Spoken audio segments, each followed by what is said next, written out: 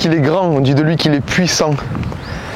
C'est la convoitise des pêcheurs du monde entier qui viennent y traquer ses plus beaux poissons. Il est parfois aussi capricieux, il ne faut pas se le cacher. Je veux bien entendu parler de notre fleuve, le Rhône. Je suis ici, à côté d'Avignon, sur les berges de Val-à-Brègue, où je vais venir essayer de capturer les plus beaux spécimens de ce fleuve en pêche au feeder. On est du côté des Bouches-du-Rhône, mais c'est une des seules villes rescapées du Gard, Val-à-Brègue, du Gard, côté Bouches-du-Rhône. À l'époque, le Rhône passait de l'autre côté.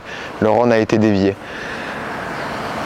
Je vais m'atteler à la préparation pour essayer de capturer une bourriche ou deux peut-être de poissons. On verra bien. Mais le chemin est encore long. C'est parti.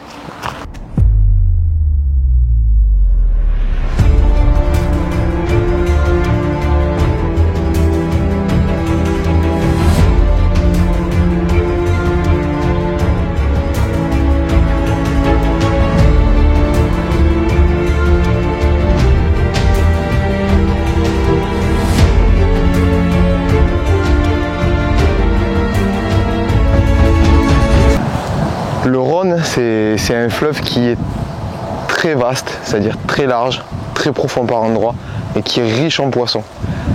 Il faut penser qu'avec une cache feeder, on n'apporte pas énormément d'amorce, donc je vais mouiller de suite mon amorce pour qu'elle gonfle, mais je vais mouiller une belle quantité d'amorce. Je compte pêcher avec des cages de grosse contenance pour apporter beaucoup et de farine et d'èche, on verra après lesquelles, pour espérer attraper les éclosions de carpes qu'il y a eu il y a une paire d'années. Sur pas mal de biefs du Rhône, que ce soit au niveau de Aramon, Val-à-Brègue jusqu'à Caderousse, ça fait quand même plus de 50 km de fleuve. On a remarqué, enfin les pêcheurs qui ont eu la chance d'y aller, moi je m'étais interdit d'aller à la pêche pendant mes travaux, mais les pêcheurs qui ont eu la chance de venir y pêcher, à n'importe quel endroit, on remarquait qu'il y avait une énorme population de carpes de 1-2 kg et beaucoup de poissons en activité, des hybrides, des gros gardons, des choses comme ça. C'est assez exceptionnel après quelques années à vide dans ce fleuve. Donc j'espère que les poissons vont répondre aujourd'hui. Donc je vais tout faire pour les faire venir et puis les garder en activité. Donc c'est pas compliqué. Je vais pas faire des mélanges très savants. Bon, déjà je vais vider ça, j'ai prévu du maïs, un petit peu. Donc le maïs entier et peut-être broyé, je vais commencer par le mettre entier, on verra si je commence à avoir un peu trop de fausses touches, des choses comme ça, je le broierai pour venir bloquer les poissons dans le maïs et puis leur faire manger ce que j'ai à l'hameçon plutôt que le maïs qui est au fond, on verra après. Sur le Rhône, je pense qu'il n'y a pas de souci à avoir, on peut balancer 50 kg de graines, s'il y a un troupeau de petites carpes ou de grosses carpes qui passent, en 10 minutes c'est réglé. Et après je vais mouiller, donc de la spécialité du Rhône, c'est les restes. Donc là il me reste de la feeder mix yellow. Pour rester dans l'idée qu'il faut une amorce quand même qui plaque le fond. Donc après c'est le mouillage qui fera aussi la différence. De la brème feeder. Il y a du pelé broyé et de la farine de poisson mais assez légère à l'intérieur. Et c'est une amorce que j'utilise énormément pour pêcher les carassins et les carpes. J'adore cette amorce. C'est pas parce qu'il est marqué brème dessus qu'il faut la destiner uniquement aux brèmes. Donc là ça fait, j'en suis à 4 kg environ on va dire. Et je vais mouiller pour le moment un demi-paquet de gold qui va donner quelques petites taches oranges dans l'amorce et qui va obliger les poissons un peu à fouiller. Donc l'amorce ça peut partir très très vite, surtout si les poissons sont en activité. Bon, je vais en garder à la moitié, ça sert à rien de tout mettre. Donc ça peut partir très très vite avec des feeders à plombée latérale de taille large. À chaque cage on envoie la moitié d'un huitième, mais si le rendement est important, on peut vraiment passer beaucoup d'amorce. Il m'est arrivé de passer 15 litres d'amorce en 5 heures de pêche sans souci. Je vais mixer ça, je vais brasser ça. à sec, et puis après je vais mettre de l'eau dedans comme d'habitude pour faire gonfler. J'ai commencé à m'installer déjà. La berge, ce qui est sympathique sur cette berge là, c'est qu'elle est bétonnée. Et ce qui permet déjà de s'installer facilement, d'être au plus près de l'eau. Il n'y a pas d'herbe parce qu'il y a du fond directement, et puis qu'on a des arbres qui nous protègent un peu du soleil. On est en été, il y a un petit air plus l'ombre, ça va être très appréciable aujourd'hui. J'ai monté ma caisse, j'ai monté ma desserte, je pré-mouille ça, et après on va voir ensemble un peu la canne que je vais utiliser. Parce que pareil, je ne vais pas en monter 10 000, ça sert à rien, j'évoluerai en cours de pêche si nécessaire. Ah, là c'est pour faire du placo là. Bon voilà, c'est pré-mouillé, je vais laisser gonfler pour rajouter un peu d'eau dans un quart d'heure, une demi-heure. On entend des poissons sauter, ça c'est super ça. Là on voit la granulométrie qui est vraiment intéressante. C'est une granulométrie, j'ai envie de dire moyenne, avec une couleur qui est jaune. Je veux dire, sur ce fleuve, le jaune va très bien, il n'y a pas de souci. Donc c'est d'ailleurs en été une couleur qui quand même passe partout pour tout ce qui est pêche de beaux poissons et pêche en général. Hein. Même les gardons, ça ne leur fera pas peur. Les gardons aiment bien le jaune, aiment bien l'orange. Il n'y a aucun souci chez nous. Même en rajouter encore un peu. Voilà, on voit très bien comme ça gonfle. Il y avait un fond de seau de farine sèche. Là on arrive quasiment à 10 litres d'amorce, un peu plus. Ça suffira bien pour la partie de pêche. Quand il n'y en a plus, on rentrera à la maison. Bon, j'ai amené avec moi plusieurs types de cannes. J'ai amené 3 mètres des horizons pro distance, 3 mètres 70 190 grammes de puissance, 4 mètres 130 grammes et 4 mètres 30. Là 4 mètres ça me semble être un bon compromis parce qu'il n'y a pas un courant de fou. Et il y a quand même des herbes à 5-6 mètres du bord à passer. Donc je vais prendre une canne quand même qui est un peu plus longue, j'entends par là, pas pêcher avec une 3,70. Ça va être un compromis pour avoir un peu de maniabilité au niveau de l'épuisetage s'il y en a. Et puis que ça reste agréable à pêcher. Faut pas se le cacher, quand on pêche les fleuves, quand on pêche avec des cannes énormes, des baramines, 4,30 m, 4,50 m, le confort on l'oublie un peu quand même, bien que c'est une canne où on pêche canne posée, le poids de la canne n'est pas bien important. Donc ça, 4 mètres c'est un super compromis. Et puis ça reste une canne qui est relativement souple. Par contre dessus je vais mettre un sillon de 2,5, je vais vérifier ce qu'il y a d'ailleurs. Et puis j'adapterai en cours de pêche, je vais voir, je vais sonder. J'arrive pas avec le vent à voir, c'est du 2,5 en carbone toujours de toute façon. J'arrive pas à voir le courant, j'ai envoyé un bâton mais on voit pas trop comment il navigue dans les vagues. Donc je vais sonder, je vais envoyer une cage, je vais caler, voir si elle dérive, 30 grammes, 45 grammes, 60 grammes. Et puis je vais essayer de régler au plus juste le poids de la cage par rapport à ma distance de pêche, la distance que j'aurais sondée. Et puis par rapport à la... Et je réglerai du coup par rapport à ça mon sillon. Là on est sur des poissons qui, pareil, viennent se nourrir et arrachent la canne. Je vais pas avoir des touches, je pense pas à des petites touches d'hiver comme j'aimerais dire. Bon, je viens de me sortir deux boîtes de feeders. Je pense que ce sera les feeders qui seront adaptés à ma pêche du jour. Donc c'est des feeders cages à plombée latérale. Là on est sur une taille large, donc c'est quand même quelque chose qui va me permettre d'apporter de la nourriture. Donc en 60 grammes, ce que je vais me servir pour sonder. Je vais le mettre de côté directement. J'ai 30, 60, j'ai du 45, j'ai un peu de tout. J'ai des anciennes gammes, j'ai les nouvelles gammes. Et ça va me permettre quand même de pallier à pas mal de situations. Donc on est sur un fleuve, la plombée latérale ça va être efficace dans le sens où ça va empêcher au feeder de rouler. Feeder roquette, feeder des open, weighted, ended, bottom et tralala. Donc avec la plombée circulaire, c'est sympa quand il n'y a pas de courant aussi, ça fait un joli bruit quand ça touche l'eau, mais s'il y a du courant ça va rouler. Alors on ne veut pas que ça roule nous, on veut que ça soit stable, on veut pêcher précis. Donc je vais mettre des feeders à plombée latérale qui me permettront d'apporter de la nourriture. Donc il y a quand même l'air d'y avoir un peu de courant, c'est sympa ça. Quand il y a du courant dans les fleuves et les rivières, il y a du poisson. Hein. Faut pas se le cacher. Quand on attaque une pêche en rivière sans courant, sans la mayonnaise. vais commencer à envoyer à peu près à 30 mètres.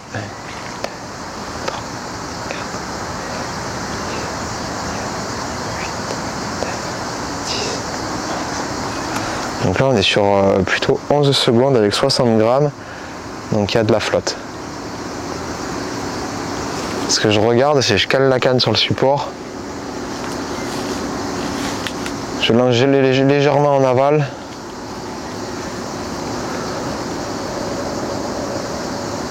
non là ça part. Alors j'ai regardé plus près si j'ai le même fond, ça n'a pas besoin de pêcher loin du bord, si c'est pour avoir, s'il y a le même courant et à 15 mètres et à 40 mètres, il n'y a pas besoin de pêcher à 40 mètres, on peut pêcher à 15 mètres et d'autant plus s'il y a le même fond. Donc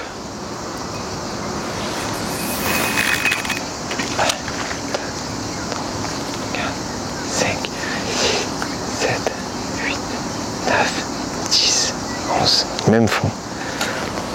Donc là ce que je fais, c'est que je lance à touche l'eau, je compte à ma vitesse habituelle, si c'est pas des vraies secondes on s'en fout, et ça me permet en fait de me faire une bathymétrie comme ça dans la tête du fond. 11 secondes, ça équivaut on va dire à peu près à 6-7 mètres dans ces eaux là. Je vais lancer plus loin, j'ai peut-être 12, donc j'ai un peu plus de fond. Si je lance plus près, que j'ai encore 11, ben, je peux encore raccourcir, j'ai toujours le même fond, et puis peut-être d'un coup je vais avoir 8, 9, 10. Donc là ça veut vouloir dire que le fond vers moi remonte. Donc ce qui va être intéressant, c'est de chercher justement la partie qui commence à être régulière en termes de comptage, de décompte, et ce qui va vouloir dire que je suis sur le fond plat, derrière une cassure, voilà. Donc on va dire que les secondes me permettent d'identifier les différences de fond, le temps entre l'impact en surface du feeder et puis le moment où il touche le fond.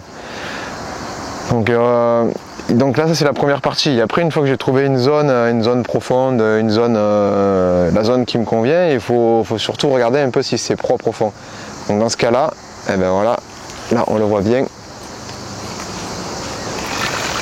Eh ben là ça va pas.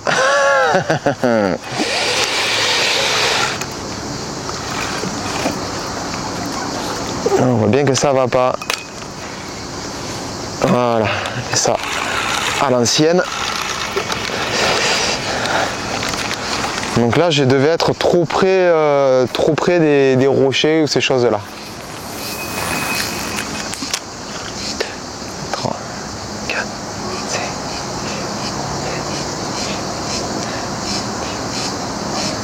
Et là ils ont dû ouvrir les vannes là, parce qu'il n'y avait pas autant de courant tout à l'heure.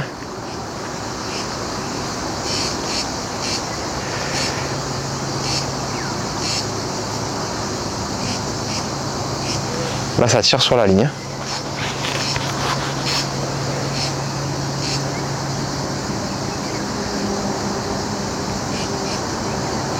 Là on est limite mais ça passe. Donc je vais clipper à peu près et voir si, voilà, là je ramène doucement, j'ai rien qui accroche.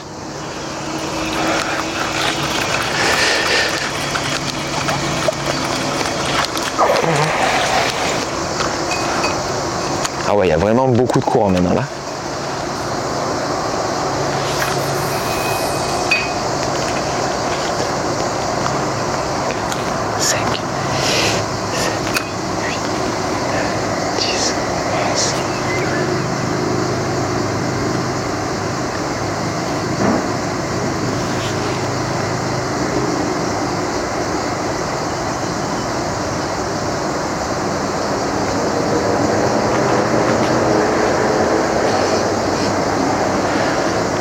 Bon, ça tire un peu sur la ligne, c'est pour ça que j'ai relevé un peu la canne. Je vais pouvoir la lever encore plus haute si ça va pas. Mais ça a l'air de tenir le fond. Ça tient le fond, on est à environ 35 mètres, j'ai envie de dire. Et surtout, le fond est propre.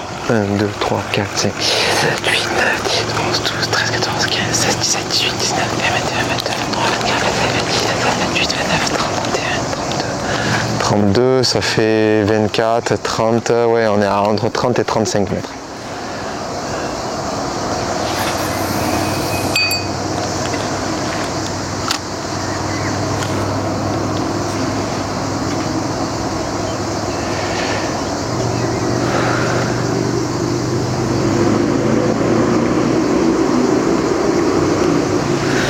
le fond est pas dur. Quand ça touche le fond, je sens que ça s'approfondit, pas que ça s'approfondit, c'est que c'est mou.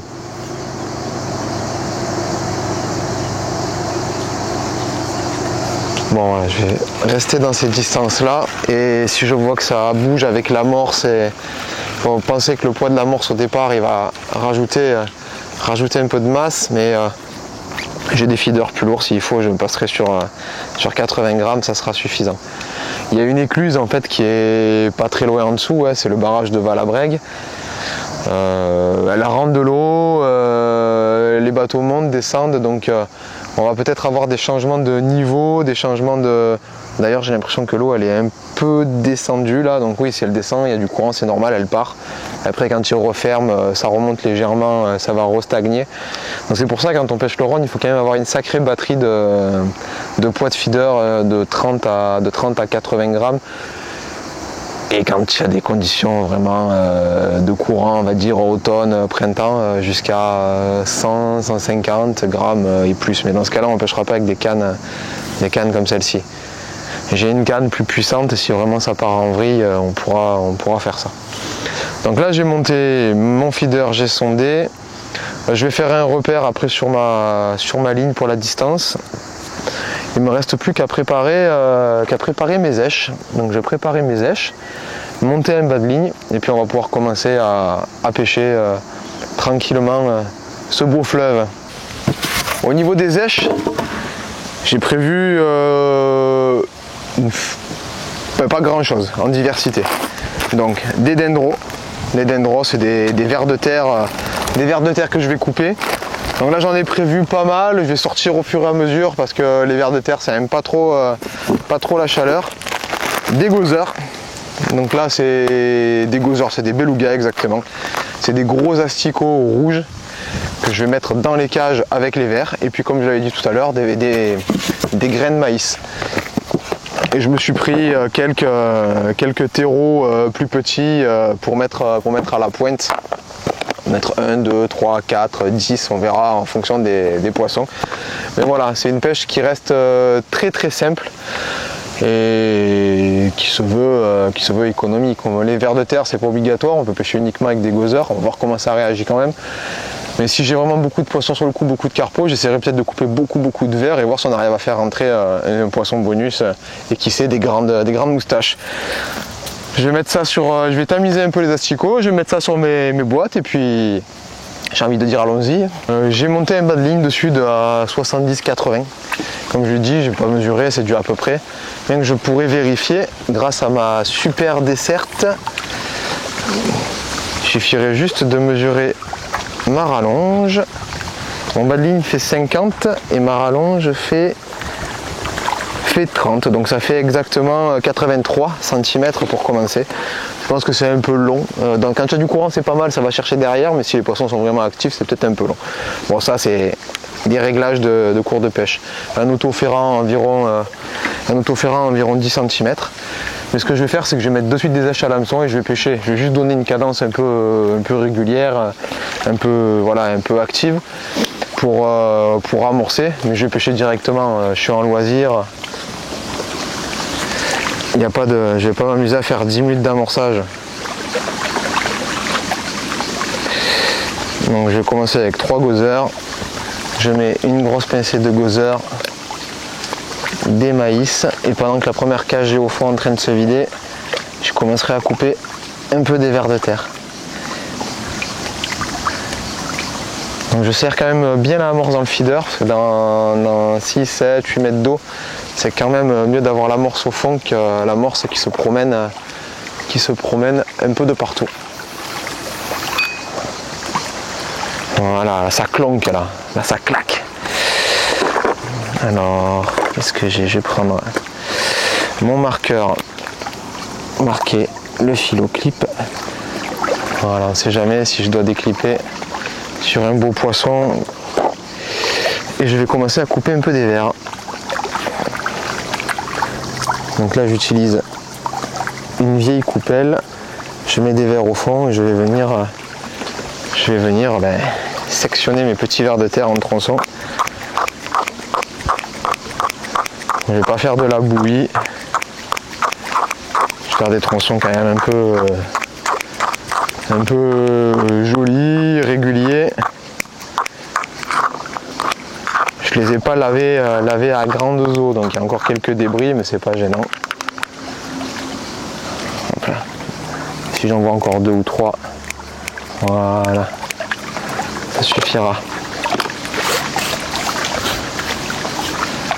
Donc là, il y a encore bien du courant, hein. Il y a encore bien du courant. On va voir comment ça se passe, mais si ça persiste et que, ou pire, ça augmente, j'augmenterai un peu la taille du sillon pour avoir la canne un peu plus droite. Bon, de toute façon, on va pas attendre. Là, le but, c'est d'amorcer quand même. Peut-être un peu trop serré là. J'ai un peu trop serré l'amorce. Je vais serrer un petit peu moins.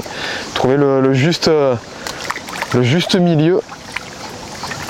Le juste milieu du début de pêche.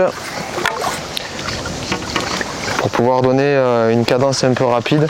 Faut pas trop serrer, c'est vrai non plus pas trop serrer les cages. Qu'elles se délitent assez rapidement. Il faut que ça descende, que ça s'ouvre et puis que je puisse ramener quand même à vide pour déposer de la bouffe au fond. Parce que si je ramène à chaque fois mon feeder plein d'amorce, il n'y a aucun intérêt à mettre de l'amorce.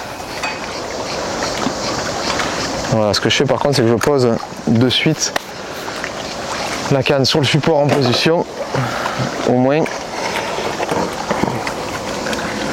j'ai tout le temps la position, la distance de pêche, sondée et recherchée. Ah. Et j'ai une touche déjà, deuxième cage. Bon.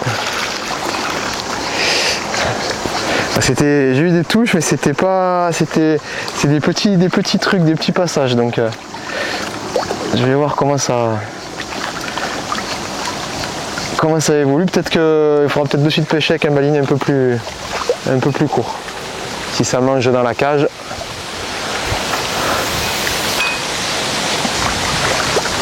J'ai le vent qui remonte légèrement. Il va falloir que je compense un peu au lancer parce que je suis quand même sur le couloir de vent principal. Le Rhône fait nord-sud et le vent suit le Rhône.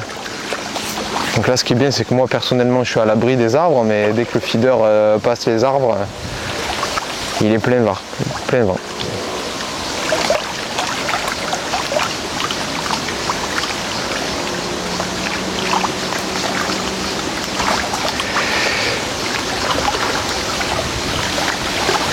Ah, pour le moment, j'ai des petites touches, c'est pas des touches de gros poissons, hein. C'est des touches de poissons même 300-400 grammes.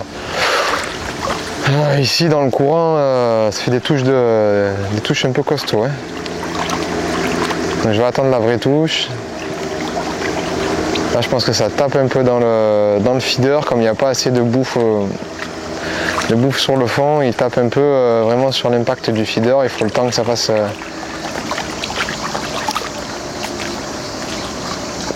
un peu une tâche, que ça fasse vraiment un garde-manger, quoi. Faut pas que j'hésite à mettre beaucoup à manger sur le fond.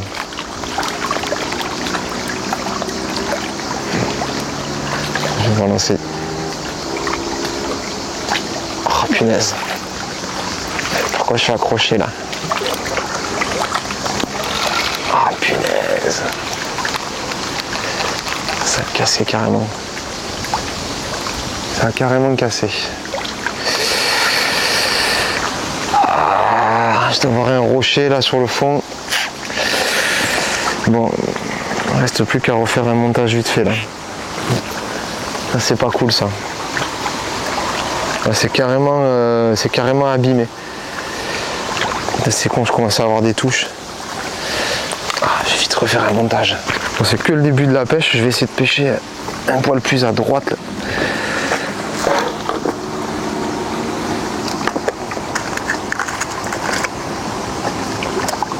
Ah, c'est pas cool ça. Remettre un peu de fil.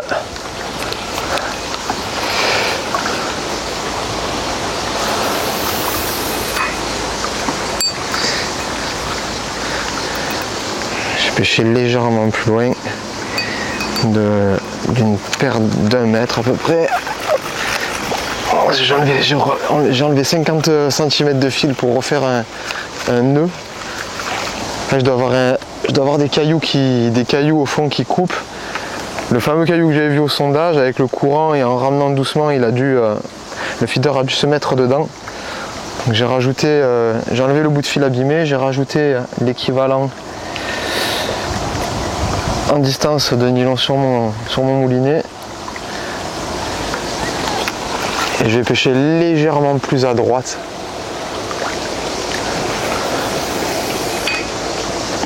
Voilà. Et si vraiment j'accroche encore régulièrement, je vais complètement changer d'axe. C'est qu'avec l'amorce, ça ne doit pas se poser pareil que pendant le sondage.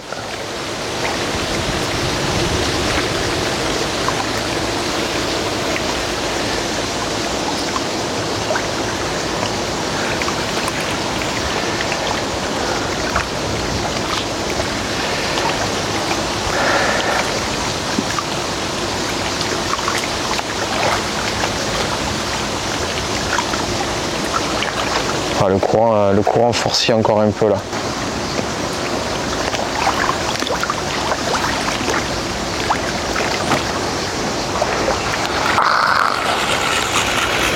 J'ai une touche. Ça peut être un gros poisson. Ouais. Une plaquette pour le moment. Une plaquette, il faut que je serre moins l'amorce. Donc premier poisson, une petite plaquette. Ça me rappelle un tournage, ça, tiens. Allez. Je vais mettre 4 gozer, 4 belugas, chargés, et surtout moins chargé, moins serré la cage, c'est important. Il faut que je m'y force.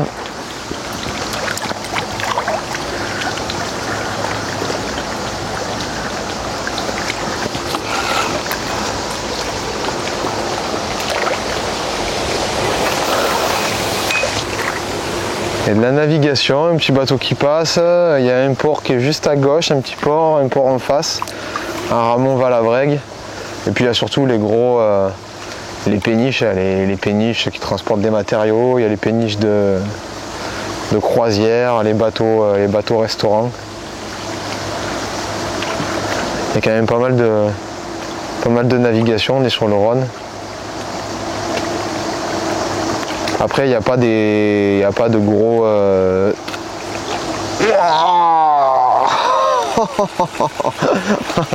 J'étais en train de parler, de regarder à droite à gauche, mais j'aurais pas dû là. Oh la vache, la touche. Une touche de l'espace. Ah ouais, là, je suis bien dévoré là. Ah, c'est cool ça. Ah, ça fait plaisir. Si on peut avoir des touches comme ça régulièrement. Oh la vache, cette touche là. Des asticots, du maïs. De temps en temps, un peu de terreau, pas trop pour le moment. Juste histoire d'en déposer sur le fond.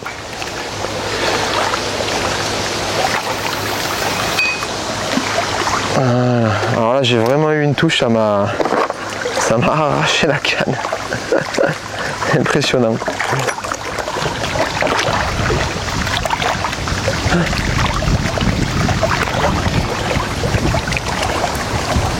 On va faire mon repère.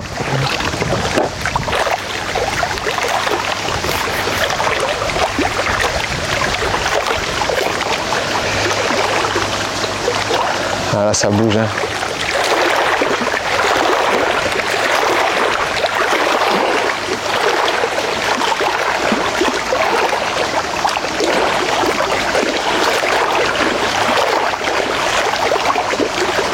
C'est limite.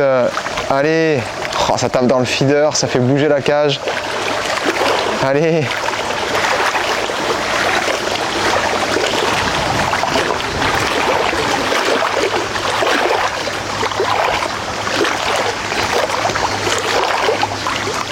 Pour le moment, c'est pas bien installé.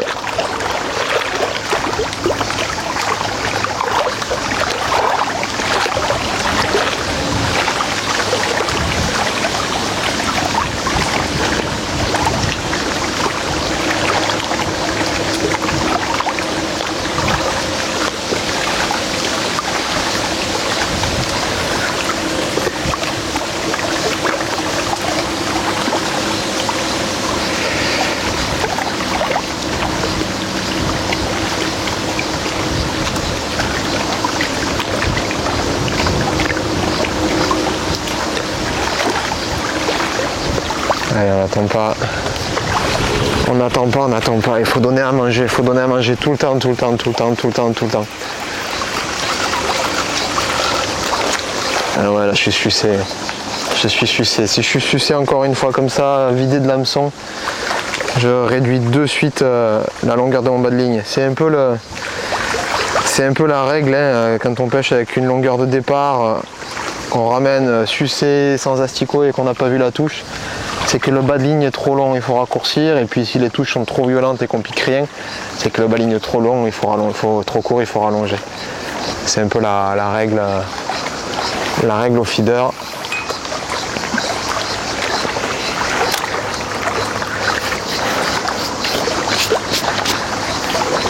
Donc il y a du poisson sur le coup, c'est une certitude. Après pour le moment, si c'est des plaquettes, elles vont plus m'embêter à taper dans la cage, taper dans les èches.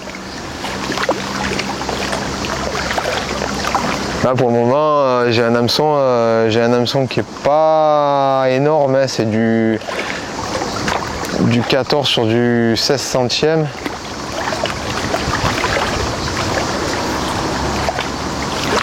Ah, ça roule, ça roule, ça roule. Je vais mettre un feeder de 80 grammes.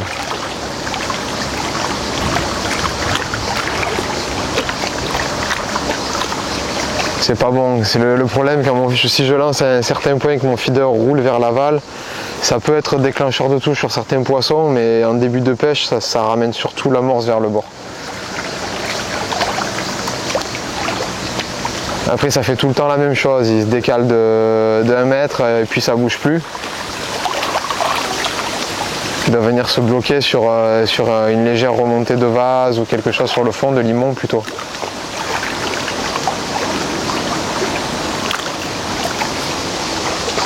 Ah là c'est un petit poisson, peut-être un peu plus joli, en tout cas j'ai eu une belle touche. Écoutez, on va continuer comme ça, si ça reste bloqué juste 1 mètre en dessous de l'impact et que tous mes poissons répondent comme ça, oh là là c'est un gardon du Rhône, ça fait plaisir ça. Je sais pas pourquoi je l'ai épuisé, peut-être par habitude. Parce que ça c'est un poisson qu'on met au tablier normalement, c'est vraiment pas un gros poisson. Par contre c'est vraiment un joli gardon avec de belles couleurs.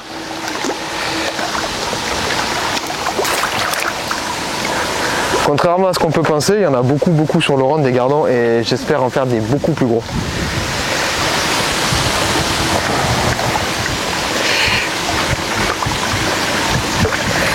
Je sais pas si on a vu les images, mais les touches, même sur le gardon, c'est une touche à arracher la canne. C'est des poissons qui ont une patate d'enfer, qui ont l'habitude de naviguer dans le courant pour se nourrir. Et donc qui se nourrissent en passage à vitesse éclair. Oh là là, il y a le vent commence à forcir un peu là, ça se durcit.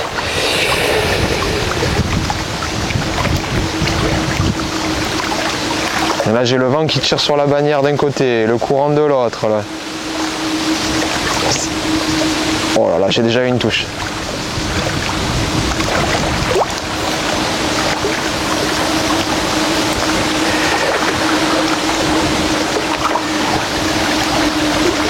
Oh là là, ça tape dans le...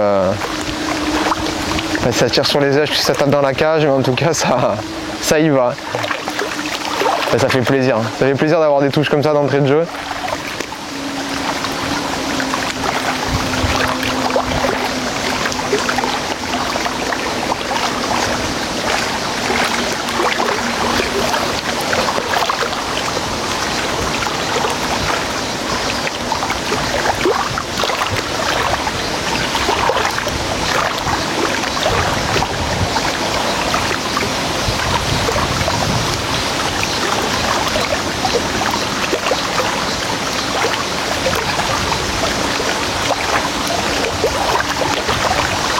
je me suis peut-être fait manger les aiges du coup. Ça a pris quand le feeder a à peine touché le fond, donc le bas de ligne il devait être encore en train de descendre, je suppose. Alors je sais pas si je l'ai. Si je l'ai, c'est pas très gros, hein. Avec un gros feeder, du nylon, non. Ce qu'il y a, c'est qu'en plus il faut un peu y tirer dessus parce qu'il y a des accros au bord. J'ai essayé un grain de maïs à l'hameçon directement. J'ai essayé de sélectionner un peu la taille des poissons.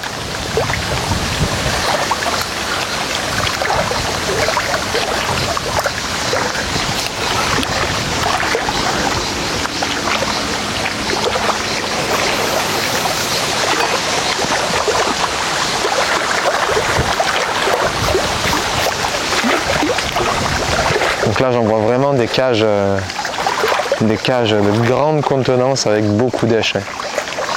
On me pose souvent la question d'ailleurs, comment est-ce que tu fais pour faire des grosses brèmes, comment tu fais pour les garder en activité ou des gros poissons?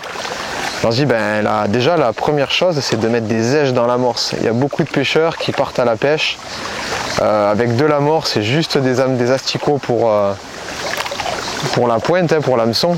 Et je leur dis non, mais oui, il faut des asticots pour l'hameçon, mais il faut surtout prévoir beaucoup plus d'èches pour mettre dans l'amorce. Il faut donner à manger, il faut que le poisson, l'amorce va avoir une mécanique, elle va attirer le poisson de loin, de par son attractivité, entre deux eaux, sur le fond, dans le courant, ces choses-là.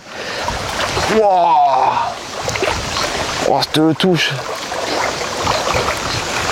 Mais ce qui va surtout garder les poissons en activité, c'est la nourriture que tu vas mettre dans l'amorce, dans le feeder. Hein. Voilà, c'est un poisson qui est plus joli là. C'est un poisson qui est plus joli. Je sais pas ce que c'est. Il est surpris. Oh ah, sombre pute. Ah, j'ai une vraie touche avec un poisson joli. Donc c'est plutôt rassurant, hein. Les poissons sont en activité. Maintenant je vais peut-être essayer de les assurer un petit peu plus. Je tire dessus pour les sortir des accros, mais...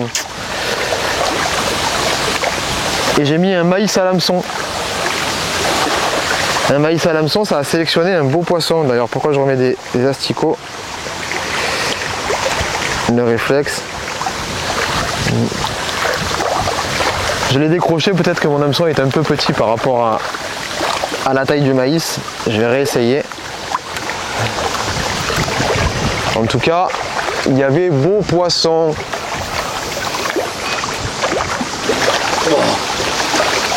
Boum! C'est reparti. À peine posé, avec un grain de maïs, c'est reparti. Donc en fait, les asticots, ça les intéresse absolument pas. Waouh, je pense que c'est un carpo ça. Oh là là là là là là là là, ça c'est bien ça.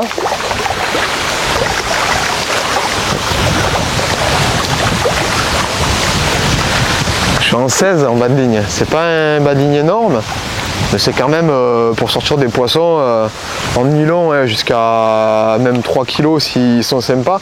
Par contre là, ça c'est moins sympa ça. Ça c'est moins sympa. Il est en plein dans l'herbe.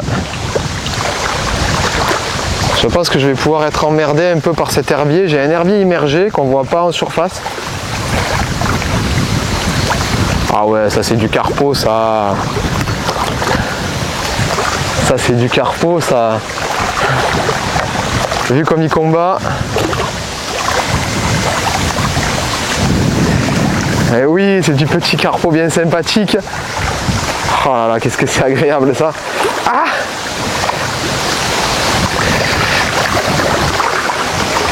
Hop là! Et un petit carpo du Rhône. C'est eux qu'on est venu chercher. C'est pas des poissons énormes, mais c'est des poissons qui sont vraiment magnifiques. Oh là là là là. Et il est piqué en dehors de la gueule. Pour dire comme il doit y en avoir sur le coup.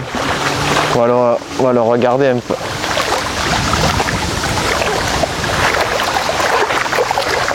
Et après je vais pas trop tarder parce que si les poissons rentrent en banc sur le peu d'amorce que j'ai mis. Donc c'est vraiment un poisson qui est de toute beauté. Des super couleurs, une petite commune, un petit pétard qui a bien combattu au bord. Allez, je vais laisser mon bas de ligne en 16,5, je prends des risques et puis je passe directement en 20 centièmes après.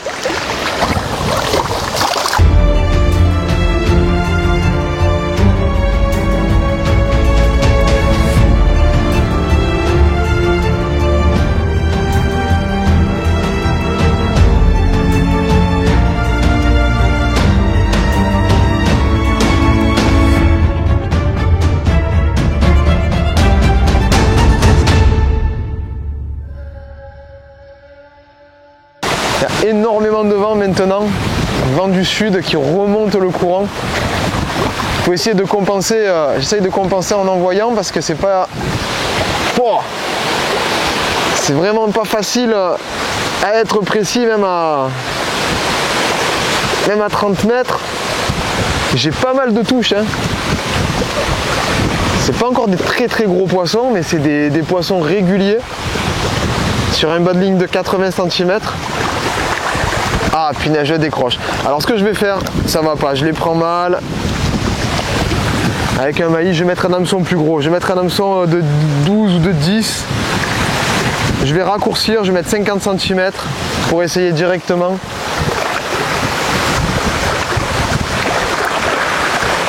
Au moins je pense que ça piquera mieux les poissons et ça ira peut-être un peu plus vite. Je vais en profiter pour baisser aussi un peu mon autoferrant. Faire un montage un peu plus viril. Donc j'ai du 20 centièmes, hameçon de 12.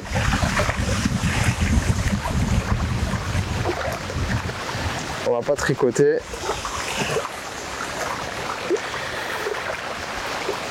Hop là.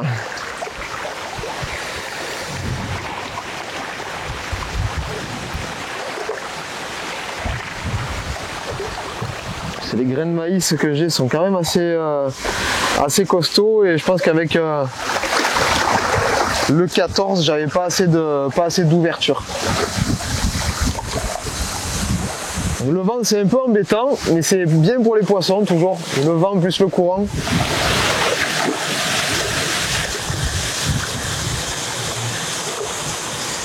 Et c'est reparti, allez je vais essayer de compenser le vent là parce que voilà.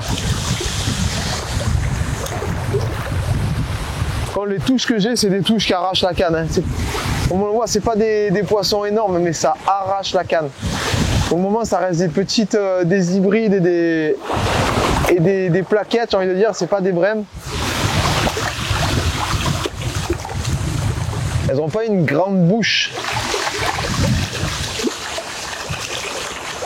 Allez.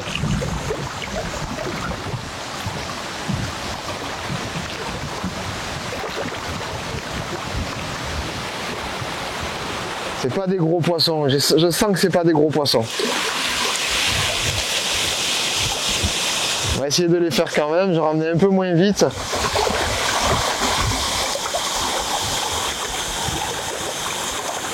Je suis peut-être un peu rapide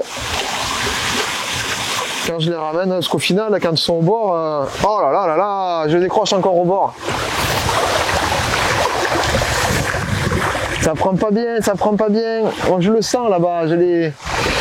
Quand je ferre, je sens que c'est pas bien pris. Ça tire pas comme ça devrait tirer.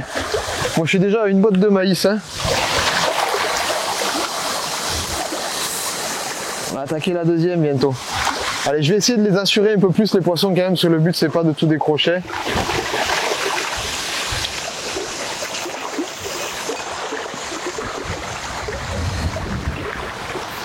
J'arrive à trouver le bon réglage hameçon, èche.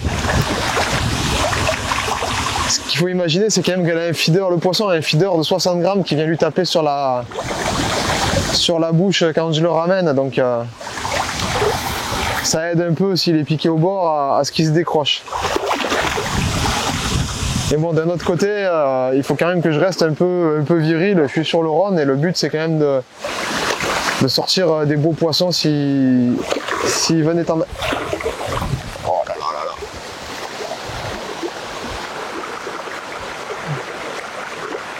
Oh, c'est pas des touches énormes pour le moment. J'ai eu des plus belles touches au départ.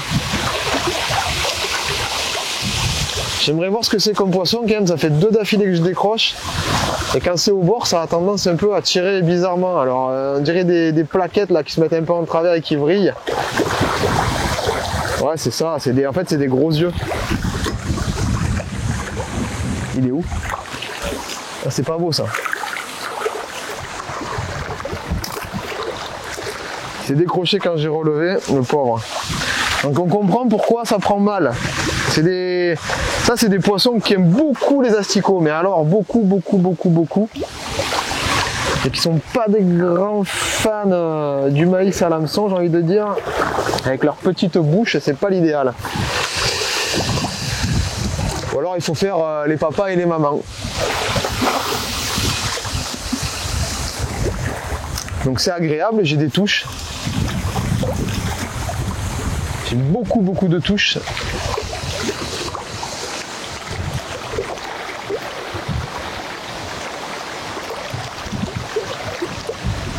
Et je vais essayer d'apporter encore plus à manger pour essayer de faire rentrer encore plus de poissons.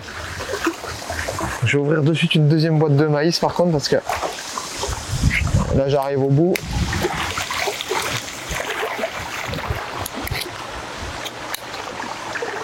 J'en mets de suite dans l'amorce.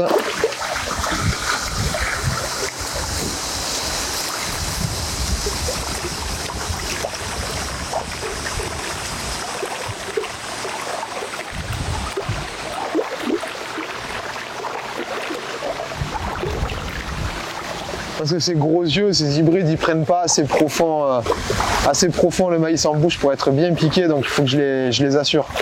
Quand je les fais, j'ai l'impression de rien avoir au bout. Ils viennent directement sur place, sur moi, et ils commencent à vibrer sur le bord, là, à se mettre un peu en travers. Et c'est là qu'ils se décrochent. Ça, c'est des poissons qui adorent les asticots.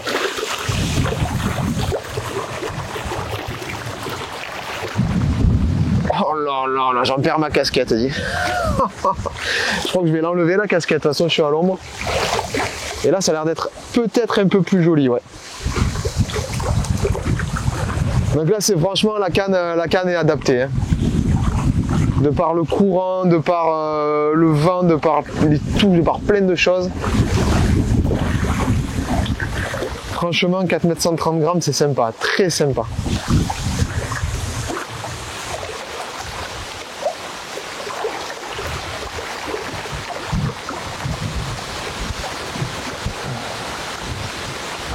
Je crois que c'est un gardon. Ou un petit carpeau. Non, c'est un petit carpeau un peu plus petit. Ah, ça c'est cool ça. Allez, viens là mon petit. Ah non, ça c'est sympa ça. Encore un petit carpeau, une petite commune. Bah, celle-là, elle a coffré. Hein.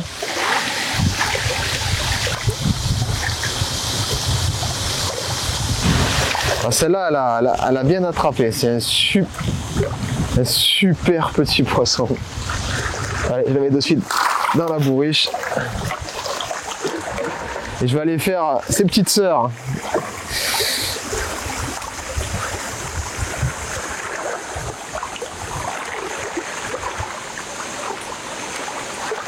Là, si vous voulez vraiment vous éclater sur le Rhône, c'est le moment d'y aller. C'est vraiment...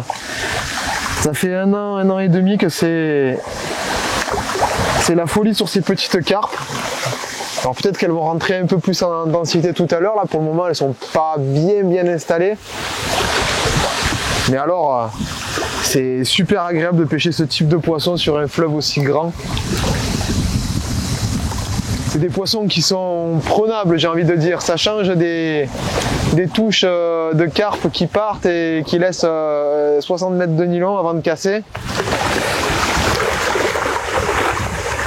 Nous, la pêche au feeder, c'est pas une pêche qui est adaptée à la pêche des carpes de 15 kg du Rhône. Ou alors il faut un matériel qui s'éloigne complètement de celui de la pêche au feeder. Voilà, allez, prends-le.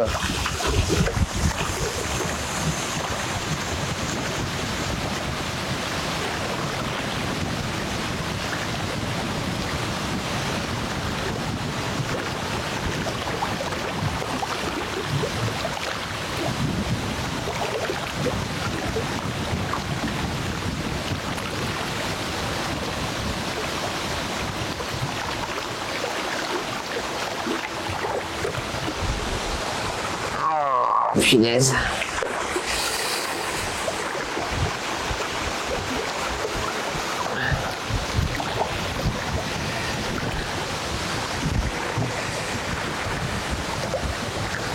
Je vais quand même réessayer avec un bouquet d'asticots. C'est là le maïs, ça bricole.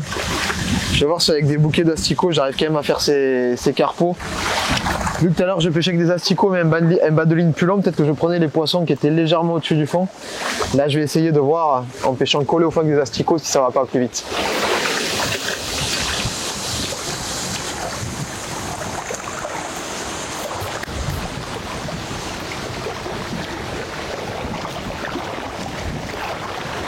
Ah, c'est un temps à décoiffer un blond là.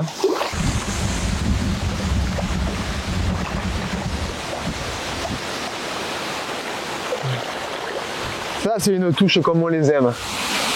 Ah et je le perds. Ça va pas, ça va pas, ça va pas, ça va pas. Ça va pas. Ça ne va pas du tout. Est-ce que j'arriverai pas mieux à coffrer les poissons avec un ver de terre? Un gros dendros piqué par la pointe. Allez, on tente l'expérience. De toute façon là je suis dans les réglages. Et il faut que je trouve comment faire ces poissons. Un à chaque lancer. C'est pas tout. Waouh, le courant, le vent. C'est pas tout de faire d'avoir des touches. Maintenant il faut rentrer les poissons dans la bourriche. Je pense qu'un bas de ligne quand même. Voilà.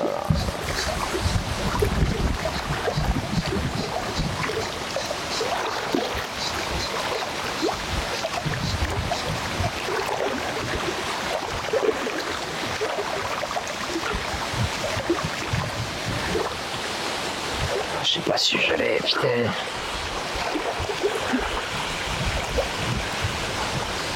Ah si je l'ai. Pas gros, c'est pas gros. Elle est pas grosse, elle est pas moche non plus. C'est ça la chanson là.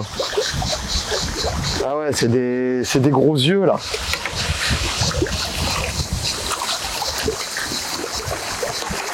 C'est des gros yeux qui sont là. Il y avait un poisson au bout. J'avais pas vu la touche.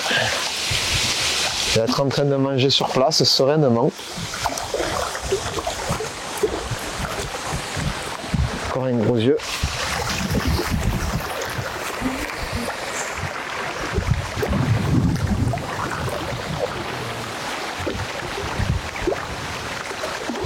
Et il mange bien quand même. Le ver de terre, ils apprécient ça.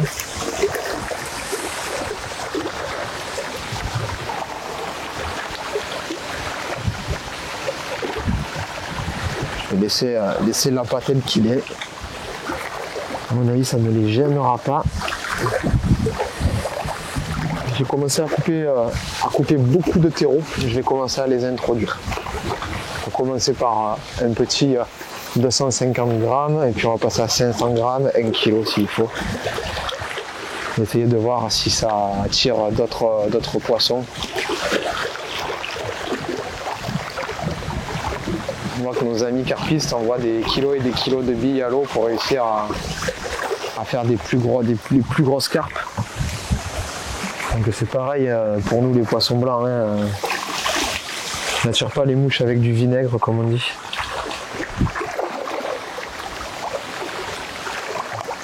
Je veux garder les poissons en activité, où je leur mette vraiment de la nourriture.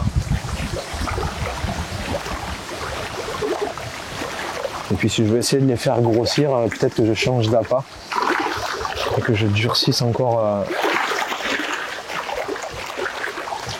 Voilà, c'est en train de mettre. Je sais pas si je l'ai. Non, si.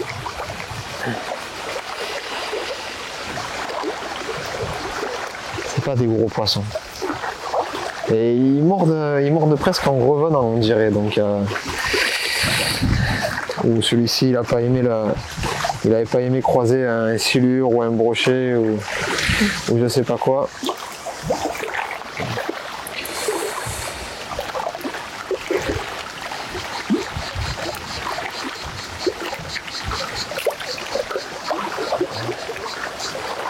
Dégueule les asticots. Dégueule les asticots. Je vais remettre un maïs pour voir si j'arrive pas à faire une carpe. Les asticots. Ah, les cigales se réveillent. Donc là, j'ai commencé, première cage chargée en vers de terre.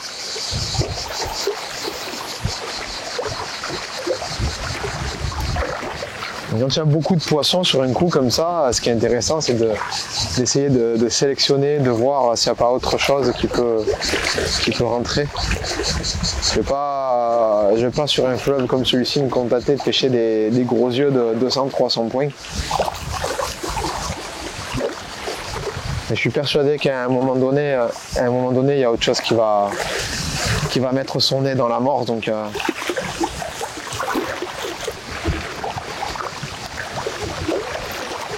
dans tous les cas, il n'y a pas l'activité des carpeaux qui m'a été décrite par d'autres pêcheurs. On m'avait dit à n'importe quelle distance, les carpeaux, c'est poser, tirer, canne, feeder, et puis n'importe quoi d'autre. Le mec, en 2 heures, 2 heures et demie, arrivait à en faire des grosses bourriches. Là, pour le moment, c'est pas ça. On n'est plus sur des hybrides.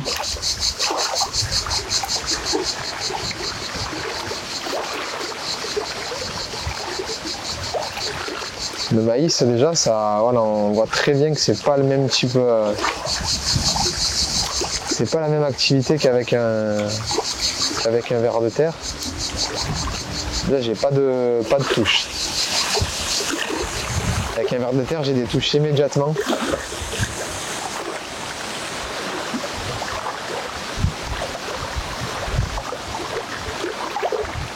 Que j'ai pas là avec un maïs.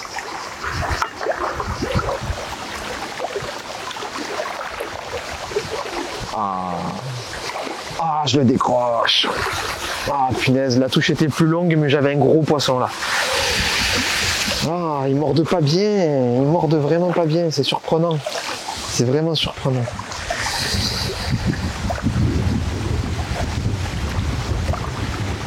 Là, c'était un gros poisson là. Je vais remettre un grain de maïs.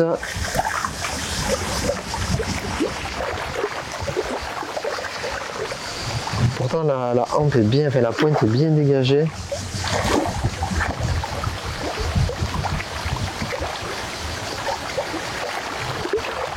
Allez, on va essayer d'insister un peu comme ça.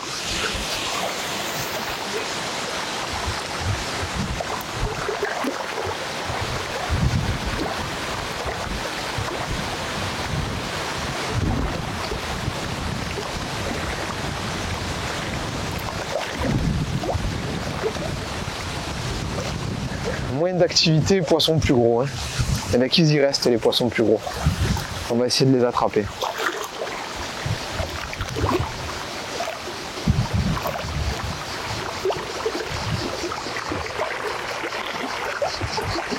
Là fut un temps, mais vraiment fut un temps.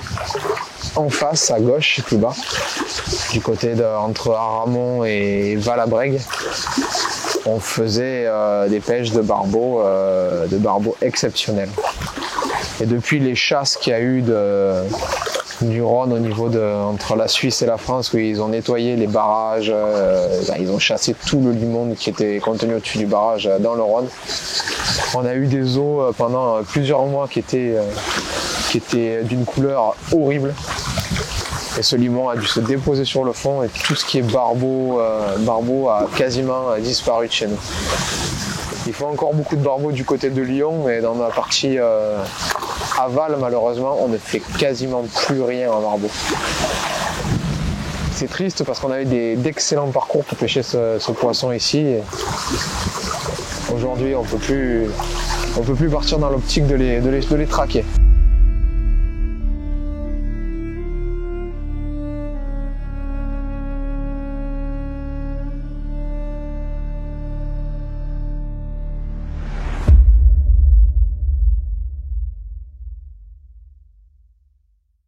C'est génial, c'est des poissons qui sont ultra combatifs, c'est un régal.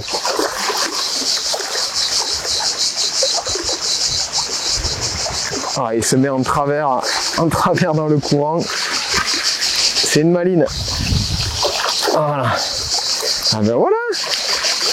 Voilà, et on voit malgré les 2 stop flottes qui sont quand même à la touche et au départ du poisson remonté de 40 cm.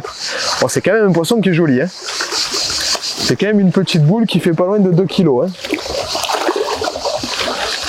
La décroche, on va regarder. Elle est piquée, mais du bout des lèvres. Voilà, on va éviter de...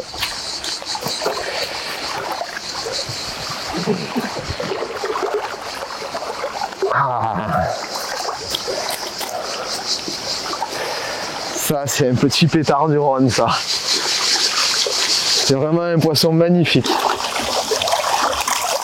Hop là! Next one. On y retourne.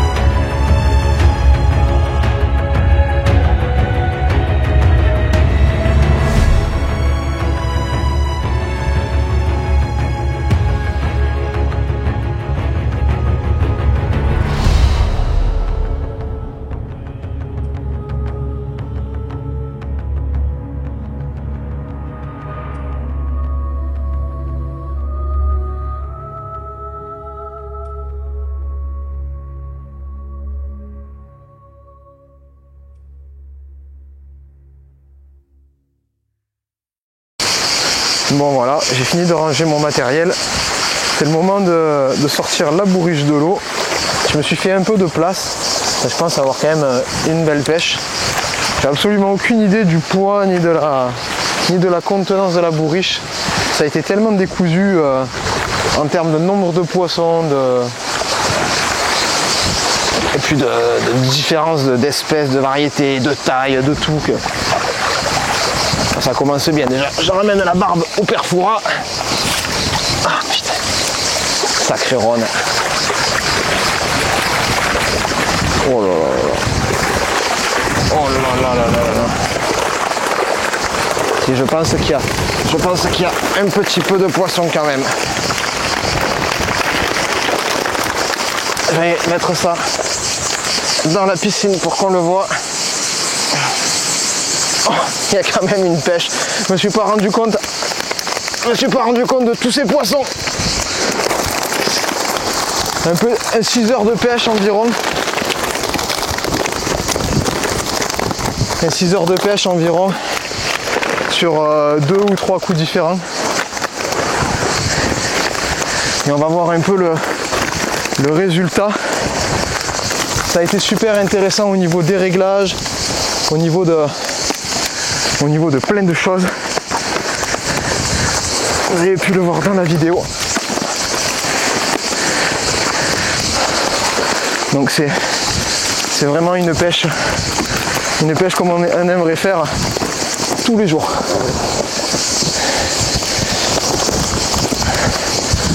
C'est incroyable. C'est incroyable. Une superbe pêche sur le Rhône. On va vite les remettre à l'eau avec cette petite linéaire qui m'a vraiment donné. C'était une sacrée surprise. C'était vraiment une pêche très sympathique. Je vais les remettre vite à l'eau. J'ai mis de l'eau au fond du tapis, mais j'ai pas envie qu'ils prennent trop l'air. Hop, je t'ai sauvé. On va vite remettre ça à l'eau. Il doit y avoir un bon 30-35 kg, je pense. C'est énorme. Allez. Bon voilà, c'est le moment de les remettre à l'eau, ces petits carpeaux plaquettes. Ah, c'est une pêche incroyable. J'ai vraiment apprécié pêcher ici et j'espère que ça vous a donné envie de vous essayer aux fleuves, aux rivières, aux endroits où il y a du courant. C'est des poissons magnifiques, que des surprises à chaque fois. Moi, je vais essayer de le retourner. Je me languis revenir sur le parcours maintenant pour essayer peut-être de pêcher plutôt à la canne, pour essayer de justement approcher l'arrière des herbiers et essayer de faire tous ces poissons d'une autre manière avec encore plus de plaisir, pourquoi pas, à voir. Et en tout cas, la pêche au feeder, ça a été vraiment efficace aujourd'hui. J'espère que ça vous a donné envie de vous y atteler, d'essayer tout ça. Moi, je vous dis à bientôt pour une autre vidéo. Moi, je vais faire sécher tout ça et puis on ne devrait pas avoir de mal à sécher avec le vent qu'il fait aujourd'hui. Allez, au revoir.